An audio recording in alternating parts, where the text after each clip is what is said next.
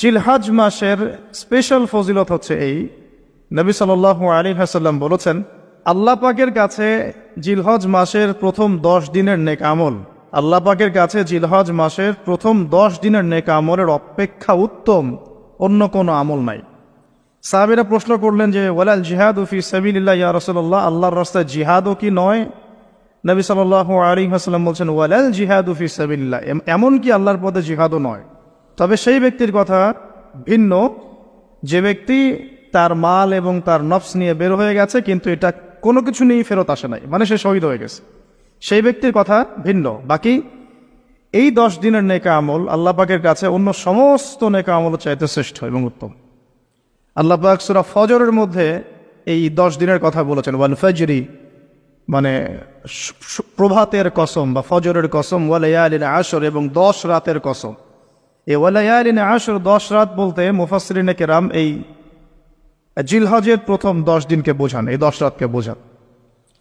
আবার সূরা ওয়াস সামাই যাতিল বুরুজ, আমরা সূরা বুরুজ পড়ি, ওয়াল ইয়াউমিল মাউউদ ওয়া শাহিদি ওয়া মাশহুদ, এখানে শাহিদ বলতে আরাফার দিনকে বোঝানো হয়, ওয়া মাশহুদ বলতে জুমার দিনকে বোঝানো হয়। তো এই আরাফার দিনও কিন্তু এই 10 দিনের মধ্যেই পড়ে গেছে। আরেকটা হাদিসে এসেছে যে এই 10 দিনের মধ্যে যে আরাফার দিনটা আছে, এই আরাফার দিন সম্পর্কে নবী সাল্লাল্লাহু আলাইহি ওয়াসাল্লামকে জিজ্ঞাসা করা হচ্ছে, ইয়া রাসূলুল্লাহ এই দিনের ফজিলত কি? নবী করিম সাল্লাল্লাহু আলাইহি ওয়াসাল্লাম বলেন, আহতাসিবু আলাল্লাহ, আমি আল্লাহর কাছে আশা করি যে এই দিন মানে আরাফার দিনের সিয়াম রোজা, এটা কি হবে? কাফারা মানে মাফের কারণ হবে, গুনাহ মাফের মোচনের কারণ হবে, সানাতাল্লাতি ক্বাবলা ওয়া সানাতাল্লাতি বাদা, মানে বিগত 1 বছরের আগামী 1 বছরের 2 বছরের গুনাহ মাফের কারণ হবে একটা রোজা আরাফার সাওম। মাশাআল্লাহ, সুবহানাল্লাহ। তো এই 10 দিন এর মধ্যেও পড়ে গেছে আবার হজ, এই 10 দিনের মধ্যেই পড়ে গেছে কি? হজ, হজও এর মধ্যে, আবার কোরবানি নাহার এটাও এর মধ্যে। তার মানে এমনি নর্মাল ইবাদত, নর্মাল বলতে আমরা গতানুগতিক যে ইবাদত করি, সালাত, সিয়াম, সাদাকা, হজ, আবার কোরবানি, আবার আরাফার দিন, সব কিছু মিলে এই 10 দিন বা 10 রাত একসাথে। তাহলে এখান থেকে বুঝতে পারছি যে এর গুরুত্ব কতটুকু। এখন প্রশ্ন হচ্ছে আমরা এই 10টা দিন কিভাবে কাটালে পরে একটা ইফেক্টিভ 10 ডেজ কাটাতে পারবো জিলহজ মাসের। তা আমি কয়েকটা পয়েন্ট আপনাদের সাথে শেয়ার করি, আল্লাহ পাক আমাদের সবাইকে আমল করার তৌফিক দান করুন। প্রথম যে বিষয়টা খেয়াল রাখতে হবে সেটা হলো নিয়াত বিশুদ্ধ করতে হবে। প্রতিটা হাদিস গ্রন্থের একটা মৌলিক হাদিস হলো ইন্নামাল আমালু বিন্নিয়াত, আর একটা হাদিস হচ্ছে ইন্নামাল আমালু বিল খাওয়াতিম। আমল ডিপেন্ড করে নিয়াতের উপরে এবং আমল ডিপেন্ড করে শেষ পরিণতির উপরে। মানে একজন মানুষ ভালো পথে চলছে, চলতে চলতে খারাপ হয়ে গেল, ওই অবস্থায় মৌত হলো, তার পরিণতি ভালো হলো না। একজন মানুষ খারাপ পথে চলছে, তওবা করে ফিরে আসলো, এসে ভালো পথে চলা শুরু করে এখানে মৃত্যুবরণ করলো, তার পরিণতি ভালো হবে। ইন্নামাল আমালু বিল খাওয়াতিম, আমল শেষের উপর নির্ভর করে, আর আমরা তো জানি না যে কার শেষ কখন। এই কারণে সবসময় আমলে ব্যস্ত থাকা উচিত। আল্লাহ পাক তৌফিক দান করুন।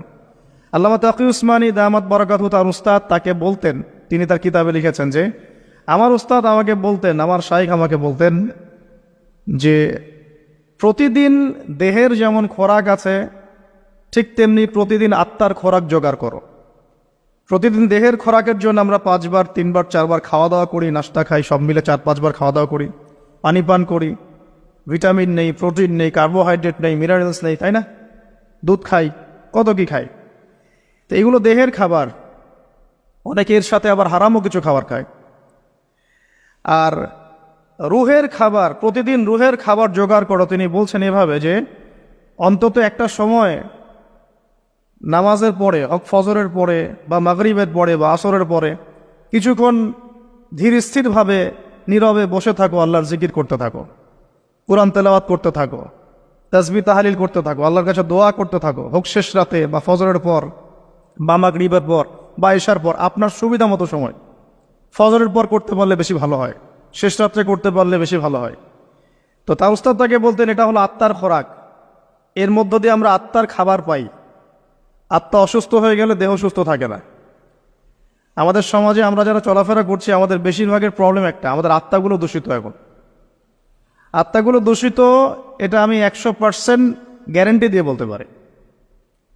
আত্মা দূষিত না হলে আমাদের চোখের হেফাজত করা সহজ হতো। আত্মা দূষিত না হলে আমাদেরকে সলাতে আসতে এত বেগ পেতে হতো না।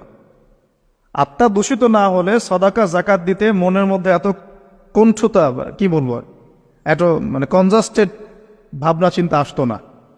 আত্মা দূষিত না হলে কিন্তু আমরা আল্লাহ পাকের বিধান পালনে এত যুক্তি বিজ্ঞান দর্শন খুঁজতাম না। মানে আমাদের আত্মা কিন্তু অলরেডি করাপ্টেড। তো এটা নিজের বিবেকের সাথে প্রশ্ন করলেই পাওয়া যাবে আয়নার সামনে দাঁড়ালে। তো এই আত্মা এখন বিশুদ্ধ করার জন্য আল্লাহ পাকে মৌসুমগুলো দিয়েছে। এই 10 দিন আমরা প্রথম যে কাজটা করতে পারি সেটা হলো নিয়াতটা বিশুদ্ধ করা হয়, যে আমি প্রত্যেকটা কাজ আল্লাহ পাকের সন্তুষ্টির জন্য করছি। এর আগে যারা দিনের পথে চলেছেন, কাজ করেছেন, শ্রম দিয়েছেন, দায়ী ছিলেন, মুহাদ্দিস, মুফতি, মুজাহিদ তারা ছিলেন, তারা একটা বিষয় খুব খেয়াল রাখতেন। অনেকগুলো কিতাব পড়াশোনা করে এই জিনিসটা আমি পেয়েছি, অনেকগুলো কিতাবই আছে, যে তারা যে কোনো কাজ করার আগে একটু ধীরস্থিরভাবে বসতেন বা 1 মিনিট একটু চিন্তা করতেন, আগে নিয়াতটা খালাস করতেন, আমি এই কাজটা আল্লাহর জন্য করছি। আমরা ব্যস্ততার সাথে অনেক সময় চলাফেরা করে এই নিয়াতটা খালাস করার সময় পাই না।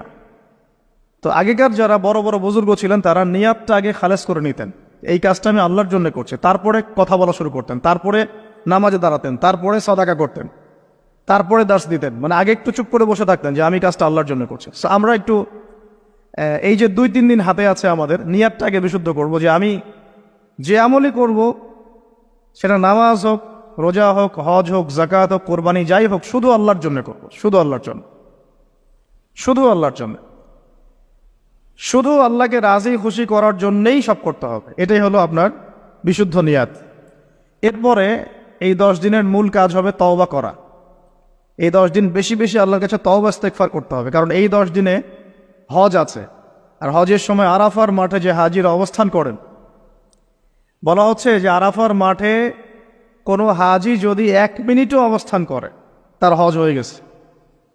এত গুরুত্বপূর্ণ। দেখেন, এখন যদি আরাফার মাঠে গিয়ে আমি 6 মাস বসে থাকি, ওই ফজিলত পাবো না যা ওই সময় পাবো। এটা আল্লাহর হুকুম, আল্লাহর হুকুমের এহমিয়ত এটা। এখন যদি আমি আপনি আরাফার মাঠে বসে থাকি সারাদিন সারা রাত, ওই ফজিলত পাবো না যেটা হজের সময় পাওয়া যাচ্ছে। হজের মাঠে, আরাফার মাঠে যত হাজিরা আসবে, লক্ষ লক্ষ হাজি, তাদেরকে উদ্দেশ্য করে আল্লাহ পাক বলেন, ফেরেশতাদেরকে বলেন, দেখো আমার বান্দারা কি চায়, দেখো ওরা উস্কো খুস্কো চুল নিয়ে এসেছে, ধুলো মলিন হয়ে এসেছে।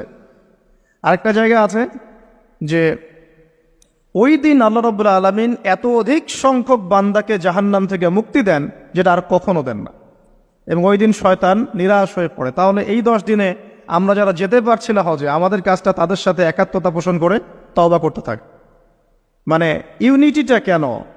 যেমন ধরুন একটা হাদিস বলি যে আরাফার এই জিলহজ মাসের চাঁদ ওঠার আগেই যারা কুরবানি করতে সক্ষম, আমরা যারা কুরবানি করতে চাই, তাদেরকে নখ, চুল এগুলো কাটতে নিষেধ করা হয়, তাই না? চাঁদ উঠে গেলে নখ, চুল এগুলো কাটতে নিষেধ করা হয়, এটা হাদিসেই আছে।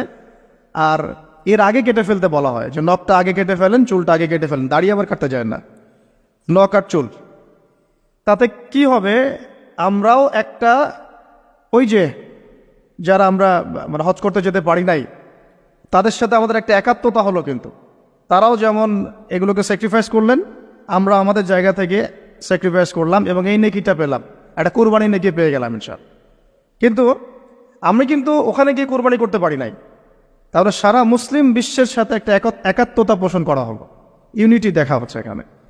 তো এই জিনিসটাই ওখানে তারা তওবা করেন, আমরা এই সারা এই 10টা দিন 10টা রাত তওবা ইস্তেগফার করতে থাকবো। আল্লাহ পাক তৌফিক দান করেন। আমি কমপক্ষে দিনে 100 বার আস্তাগফিরুল্লাহ ওয়া আতুবু ইলাইহি এটা বলা উচিত। এরপর একটা বললাম নিয়াত, এরপরে তওবা। এরপরের কাজটা হচ্ছে, বলে ফেলেছি অলরেডি, যে আমাদের চুল নখ যেগুলো আছে এই 2-3 দিনের মধ্যে কেটে ফেলবেন। আগামী সোমবারে কিন্তু শুরু হচ্ছে আমাদের, তাই না? আগামী সোমবারে প্রথম জিলহজ শুরু হচ্ছে আর কি। তাহলে যদি সওম রাখতে চান তাহলে রবিবার রাতে সাহারি খেতে হবে। তো চুল নখ এগুলো যা যা আছে অন্য জায়গার পশম, এগুলো উঠিয়ে ফেলতে হবে, কামিয়ে ফেলতে হবে। ইনশাআল্লাহ একটা কুরবানি নেকি পাওয়া যাবে ইনশাআল্লাহ, অল্প একটু আমল করবে। আর 4 নম্বর কাজটা হচ্ছে, এই 10টা দিন একটা ট্রেনিং সেশনের মতো নিয়ে নেই, 10 দিন 5 ওয়াক্ত নামাজটা জামাতে পড়ার চেষ্টা করি ইনশাআল্লাহ। আর যদি কোনো কারণে মিস হয়েও যায়, বাসায় টাইম টু দ্য টাইম পড়তে, অন দ্য টাইম পড়তে হবে, একদম টাইমের মধ্যে, ওয়াক্তের মধ্যে। কোনো কারণে মিস হতে পারে, স্বাভাবিক, মানুষ বিভিন্ন সফরে থাকতে পারেন, প্রতিবন্ধকতা থাকতে পারে, কিন্তু বাসায় পড়লেও ওয়াক্ত মতো পড়ে ফেলতে হবে। মানে এই 10 দিন ট্রেনিং হবে নামাজের, কারণ এই 10 দিনের যে আমলগুলো, এর মধ্যে কিন্তু নামাজ অন্যতম একটা গুরুত্বপূর্ণ আমল। দেখুন, যার নামাজ নাই তার কিন্তু ইসলাম নাই, বাকি আমল অনেক পরের কথা। যার নামাজ নাই তার সাথে ইসলামের কোনো সম্পর্ক নাই। মান তারাকা সালাতান মুতাআম্মিদান ফাকাদ কাফার, কেউ যদি ইচ্ছাকৃতভাবে তার উপর অর্পিত ফরজ নামাজকে ছেড়ে দেয়, সে কাফের হয়ে গেল। এটাই সবচেয়ে স্ট্রং ফতোয়া, সবচেয়ে মানে সহজ এবং নরম ফতোয়া দিয়েছেন ইমামে আজম আবু হানিফা রাহিমাহুল্লাহ। তার ফতোয়া সবচেয়ে নরম, বাকিদের আরও অনেক কঠিন। তিনি বলেছেন যে তাকে 3 দিন বা 7 দিন জেলখানায় বন্দি করে রাখতে হবে। যতক্ষণ পর্যন্ত না সে তওবা করে ততক্ষণ জেলখানায় থাকবে। তাকে প্রথমে 3 দিন 7 দিন সময় দিবে, তওবা করে ফিরে আসে কিনা। তওবা করে ফিরে না আসলে ওকে ওখানে রেখে দিবে, তওবা করে ফিরে আসলে ছেড়ে দাও। এ নরম ফতোয়া না এটা। অন্য ইমামদের ফতোয়া হচ্ছে ফাকাদ কাফার, সে ব্যক্তি কুফরি করেছে। এখন 10 দিনের অনেক আমলের কথা আমরা বলবো হয়তো বা সামনে, কিন্তু মূল আমলটা কি ভাই? নিয়াত বিশুদ্ধ করে তওবা করতে থাকা, নামাজটা শক্ত করে ধরা। আল্লাহ পাক সবাইকে নামাজ ধরার তৌফিক দান করুন। এবং ফরজ নামাজের সাথে 17 রাকাত ফরজ নামাজের সাথে বেতর পড়বেন 3 রাকাত। আর চেষ্টা করবেন যে 12 রাকাত এক্সট্রা নামাজ পড়ার জন্য। 12 রাকাত এক্সট্রা নামাজ মানে ফজরের আগে 2, জোহরের আগে 4 এবং পরে 2, মাগরিবের পরে 2, এশার পরে 2। এই যে 12, এটা যে ব্যক্তি পড়বে তার জন্য জান্নাতে একটা করে ঘর তৈরি করা হয়। তো এই আমলের মৌসুমটা কাজে লাগাই। এর প্রত্যেকটা দিন, প্রত্যেকটা রাত কিন্তু গুরুত্বপূর্ণ। তো নামাজটা আমরা খুব ভালো করে ধরার চেষ্টা করবো এবং 12 রাকাত এক্সট্রা নামাজ পড়ার চেষ্টা করবো ইনশাআল্লাহ। আল্লাহ পাক তৌফিক দান করে। আর যদি রাত্রে জাগতে পারি আরও ভালো হয়। ফজরের আগে যদি 1 ঘন্টা জাগতে পারি, ওই যে আমরা যেমন লাইলাতুল কদরে তালাশ করার জন্য জাগতাম, শেষ দশকে ইতিকাফ করতাম, সেভাবে শেষ রাতে ওঠার চেষ্টা করি। আল্লাহ পাক আমাদের সবাইকে তৌফিক দান করুন, আমিন। এবং এই সময় বেশি বেশি দোয়া করা উচিত, বেশি বেশি জিকির করা উচিত, তাসবিহ তাহলিল করা উচিত, এবং বেশি বেশি সলাতের সেজদায় আল্লাহর কাছে নিজের চাওয়াগুলো পেশ করা উচিত। আর এরপরে আমরা যে কাজটা করব এই 10 দিনে, সেটা হলো সওম রাখা, গুরুত্বপূর্ণ কাজ, রোজা রাখা। আমরা চেষ্টা করব 10টা রোজা রাখার জন্য। যদি না পারি অন্তত পক্ষে আরাফার সওম কবে, এটা নিয়ে একটা বিতর্ক সামনে আসছে আহলুল ফেসবুক ওয়াল জামায়াতের মধ্য দিয়ে। ঠিক আছে, 10 তারিখে রাখবেন না 9 তারিখে রাখবেন, এটা নিয়ে একটা বাহাস আবার সামনে আসবে। তা আমি আমার পক্ষ থেকে আপনাদেরকে একটা সলিউশন দেই যে আরাফার সওম 9 তারিখ। ঠিক আছে, আরাফার মাঠে যেদিন হাজিরা থাকবেন। অনেক কনফিউশন দেখতে পারেন, আপনি 2 দিনই রেখে দিবেন, ঝামেলা শেষ, কোনো সমস্যা। একটা রোজা রাখলে কি এমন হবে? আরও ভালো। আমরা তো ইয়াং, আমরা রাখতে পারবো ইনশাল্লাহ, না খেয়েও রাখতে পারবো ইনশাল্লাহ। পানি যদি নাও খেতে পারেন, 1 ঢোক পানি খেয়েছেন সাহারিতে, ওটা দিয়ে রোজা রাখা যাবে না ইনশাল্লাহ? তো আমরা পারবো। আমাদের মনের মধ্যে শয়তান কিছু দুর্বলতা সৃষ্টি করে, আল্লাহর পথে বেরিয়ে গেলেই দেখবেন শক্তি আল্লাহর পক্ষ থেকে আসছে। অনেক সময় অলসতা আসতে পারে, যে মনে হয় পারছি না, মনে হয় পারবো না, এইটা যখন নেমে যাবেন দেখবেন পারছেন ইনশাআল্লাহ। তো আমরা সহজ সমাধানে যাই, 2টা রোজে রাখবো ইনশাআল্লাহ। ঠিক আছে, কি হবে তাহলে? আগের 1 বছর, পরের 1 বছর, 2 বছরের গুনাহ মাফ হবে ইনশাআল্লাহ।